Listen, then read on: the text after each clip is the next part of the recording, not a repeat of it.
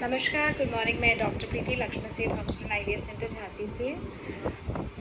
बहुत सारे पेशेंट्स को बेसिक डिफरेंस समझ नहीं आता आईयूआई और आईवीएफ में।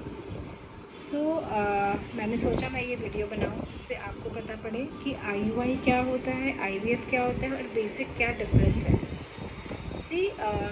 जैसे समझिए कि आपको आजकल इनफर्टिलिटी बहुत ज़्यादा बढ़ रही है बिकॉज़ लेट मैरिजेस हो रही हैं और मैरिज होने के बाद भी लोगों को फैमिली प्लानिंग बहुत आराम से करते हैं। They are like career oriented females हैं।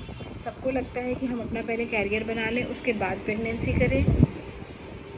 तो लेट मैरिजेस होने के कारण इनफर्टिलिटी वैसे भी बढ़ रही है। दूसरा, हमारा जो खाने का सिस्टम है वो भी बहुत ख़राब हो रहा है बिकॉज़ हमें बहुत ज़्यादा ऑर्गेनिक चीज़ें मिलती नहीं हैं और हम लोग फास्ट फूड बहुत ज़्यादा खाने लगे हैं। हेल्दी डाइट और ये सब थोड़ी सी कम होती जा रही है। जंक फूड बहुत ज़्यादा होने लगा है बिकॉज़ मैदा और ये सब चीज़ों में होता है। ओरिजिनल हमें फ्रेश फ्रूट्स, फ्रेश वेजिटेबल्स बहुत कम मिलती है और बहुत ज़्यादा पैकेज्ड फूड खाने लगे हैं जिससे कि इनफर्टिलिटी बढ़ रही है। मेल्स का भी यही है। स्ट्रेस लेवल बहुत ज़्यादा है मेल्स और फीमेल्स दोनों में बिकॉज़ इतना कॉम्पिटिटिव टाइम है, इतना ज़्यादा हर लेवल पे स्ट्रेस है, चाहे वो वर्किंग कंडीशन हो, चाहे वो घर में हो। और जब स्ट्रेस लेवल बढ़ता है तो भी जो हार्मोन्स बढ़ते हैं उससे इनफर्टिलिटी की प्रॉब्लम्स बढ़ती हैं। इसीलिए जो WHO के गाइडलाइंस हैं, जबकि वो पुराने गाइडलाइंस हैं, आजकल तो लेट मैरिजेस हो रही हैं तो they should be changed actually, but still अभी तक वही है कि अगर 30 साल से कम एज है और 1 ईयर हो गया है without using anything, trying to become pregnant and you are not becoming pregnant, तो अपने बेसिक इन्वेस्टिगेशंस करा लेने चाहिए। अगर आपकी एज 30 से ज़्यादा है और 6 मंथ्स हो गए हैं प्रेगनेंसी प्लान करते हुए विदाउट यूजिंग एनीथिंग, आप हस्बैंड से रिलेशन रख रहे हो at the time of fertile period which is around 10th day to 20th day के बीच में, आप ऑलमोस्ट ऑल्टरनेट डे या एवरी 3rd डे रिलेशन रख रहे हो, ऐसा करने से थोड़े से चांसेस बढ़ते हैं, सीमन की क्वालिटी अच्छी आती है। तो आपको ऑल्टरनेट डे या एवरी 3rd डे रिलेशन रखना चाहिए। उसके बाद भी प्रेगनेंसी नहीं आ रही तो आपको अपने बेसिक इन्वेस्टिगेशंस करा लेने चाहिए। बेसिक इन्वेस्टिगेशंस वाला वीडियो मैं बना चुकी हूँ, आप प्लीज़ उसको देखिए एंड वो बेसिक इन्वेस्टिगेशंस आप करवाइए। सबसे पहले डोंट हेजिटेट, अपनी चीज़ों से दूर मत भागिए प्लीज़। जो भी कंडीशन है उसको हमें जितनी जल्दी पता पड़ेगा उतनी जल्दी हम उतना अच्छा ट्रीटमेंट कर पाएंगे, उतना सिंपल ट्रीटमेंट होगा, उतना आसान होगा, उतना कम खर्चा होगा, उतने ज़्यादा रिज़ल्ट आने के चांसेस होंगे। इसलिए प्लीज़ उससे मत डरिए, अपने बेसिक इन्वेस्टिगेशंस कराइए। कोई चीज़ ऐसी नहीं होती कि आपको नुकसान करे। बहुत सारे पेशेंट्स, जब सारे इन्वेस्टिगेशंस नॉर्मल आते हैं और कंडीशन ये है कि प्रेगनेंसी नहीं आ रही है, देन हमें आईयूआई का सहारा लेना चाहिए। मुझे बहुत सारे पेशेंट्स आते हैं विद इतनी मोटी फाइल, इतनी सारी चीज़ें, मेडिसिन खाते रहते हैं और आईयूआई नहीं कराते हैं। I don't know what the problem is, but the thing is, लोगों को लगता है जब सब नॉर्मल है तो फिर आईयूआई क्यों। आईयूआई और आईवीएफ जो भी चीज़ें हैं ये असिस्टेड चीज़ें हैं। अगर आपका सब कुछ अच्छा है इसीलिए हम आईयूआई कर पा रहे हैं, इसीलिए हम आईयूआई कर पा रहे हैं। तो उस चीज़ को समझिए कि आपका सब कुछ अच्छा है, आपके ट्यूब्स पेटेंट है या एटलीस्ट एक ट्यूब पेटेंट है, आपके अंडे ठीक बन रहे हैं, आपके हस्बैंड का सीमन अच्छा है, आपकी एंडोमेट्रियम अच्छी बन रही है, यूट्रस अच्छा है, तभी हम आईयूआई ट्राई कर पा रहे हैं। Don't run away from that, उससे बिल्कुल मत डरिए। आईयूआई बहुत सिंपल प्रोसीजर है, उसमें हम लोग फॉलिकल्स की मॉनिटरिंग करते हैं और उसके बाद हम आईयूआई करते हैं। आईयूआई से भी चांसेस बढ़ते हैं, इट इज़ नॉट 100%, 100% तो आईवीएफ से भी नहीं है, लेकिन एटलीस्ट आपके चांसेस बढ़ते हैं। तो आप आईयूआई बिल्कुल कराइए, it is not very costly और आपके रिजल्ट्स बढ़ते हैं। तो बिल्कुल आप आईयूआई कराइए बिकॉज नेचुरली मिल रहे हैं तो चांसेस कम है और वो आप ऑलरेडी कर चुके हैं।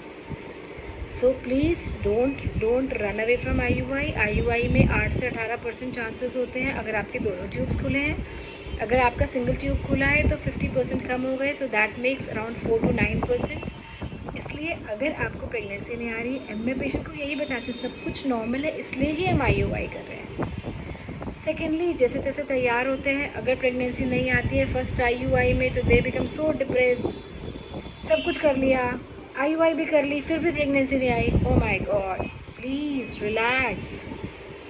IUI के चांसेस 8 से 18% हैं। हाउ डू यू एक्सपेक्ट कि आप बिल्कुल उस 8 से 18% में आ ही जाओगे। जब हम IUI करते हैं हमें 100% चांसेस लगते हैं, लेकिन होते तो 8 से 18% है ना। आपकी किस्मत अच्छी होगी तो आप आ जाएंगे उसमें। मैं हमेशा पेशेंट से कहती हूँ IUI स्टार्ट करते वक्त कि अगर आपको IUI कराना है बिल्कुल पेशेंटली आराम से 3 साइकिल्स कराइए, और अगर आपका सब कुछ अच्छा है please go for IUI। Don't think हम IUI ना कराएं। IUI कराइए, एटलीस्ट 3 साइकिल्स कराइए। इसकी सबकी अपनी किस्मत होती है। कुछ पेशेंट्स फर्स्ट टाइम में कंसीव भी करते हैं, कुछ सेकेंड में, कुछ थर्ड में, और कुछ नहीं भी करते हैं। अगर नहीं होगा, बिकॉज ये सबसे सस्ता इलाज है, सिंपलेस्ट तरीका है, एटलीस्ट चांसेस बढ़ा रहा है, नेचुरल जो आपके जितने चांसेस हैं उससे ज़्यादा बढ़ा रहा है, तो आपको बिल्कुल IUI कराना चाहिए। अगर कोई क्लियर कट इंडिकेशन है कि आपके में IUI से प्रेगनेंसी होने के चांसेस कम हैं, देन प्लीज़ जो आपको डॉक्टर ऑप्शन बता रहा है आप उसको देखिए। सपोज़ आपके ट्यूब्स ब्लॉक हैं दोनों, तो फिर आपको पहले ट्यूब्स खुलवाने पड़ेंगे। सपोज़ हस्बैंड के सीमेन में बहुत ज़्यादा कमी है, या फिर एज़ोस्पर्मिक है, बिल्कुल भी नहीं है, तो हमें टीसा करने की ज़रूरत है, जिसमें कि हम लोग हस्बैंड के अंडकोश में से अंडे निकालते हैं और फिर करते हैं। तो ऐसे केसेस में, या कंज्यूमेशन ऑफ मैरिज हो ही नहीं पा रहा है, मतलब कोई प्रॉब्लम है कि रिलेशन नहीं हो पा रहा है, नहीं रख पा रहे हैं, या फिर अंडे बहुत ज़्यादा कम हो रहे हैं, तो ऐसी कंडीशन में अगर IUI से सक्सेस होने के चांसेस नहीं है तो फिर आप ज़िद मत करिए। तो फिर आप डेफिनेटली जो भी ज़रूरत है, सपोज़ ट्यूब ब्लॉक है तो लैप्रोस्कोपी हिस्ट्रोस्कोपी कराइए। आपकी लैप्रोस्कोपी हिस्ट्रोस्कोपी से ट्यूब्स खुल जाएंगे तो आपको प्रेगनेंसी आने के चांसेस बढ़ जाएंगे, फिर आप IUI करा सकते हो। कई बार हम लोग सिर्फ लैप्रोस्कोपी हिस्ट्रोस्कोपी करते हैं चीज़ें, क्योंकि उसमें हम लोग ठीक भी करते हैं, सिर्फ देखते नहीं हैं। तो अगर ट्यूब्स खुल जाते हैं, यूट्रस के अंदर कोई प्रॉब्लम है उसे ठीक करते हैं, ओवरी में कोई प्रॉब्लम है उसे ठीक करते हैं, तो कई बार अपने आप भी प्रेगनेंसी आ जाती है just after laparoscopy hysteroscopy. Otherwise फिर IUI कराइए, सब एवरीथिंग गोज़ गुड। अगर हस्बैंड के सीमन की प्रॉब्लम है, अगर थोड़ी प्रॉब्लम है, डेफिनेटली आप IUI के लिए जाइए। अगर इतनी ज़्यादा प्रॉब्लम है कि आपको IUI से फ़ायदा होने के चांसेस कम हैं, then you can go for IVF। और अगर आपकी यंग एज है, आपके एग्स अच्छे हैं, काफ़ी बचे हुए हैं, तो फिर भी आप एक ट्रायल दे सकते हो IUI को 2-3 बार। अगर फिर भी नहीं आता है देन आप IVF पे ले जा सकते हो। So please just don't leave your things, अपनी चीज़ों से मत भागिए। जो भी आपके में प्रॉब्लम है उसका डटकर सामना करिए। इनफर्टिलिटी एक जर्नी है, it is not a treatment, it is not a thing कि हमें यूट्रस निकालना है, हमने निकाल दिया। मैडम आप गारंटी ले लो। इतने सारे ऐसे तो जब आप गारंटी नहीं ले रहे तो हम कैसे कराएं।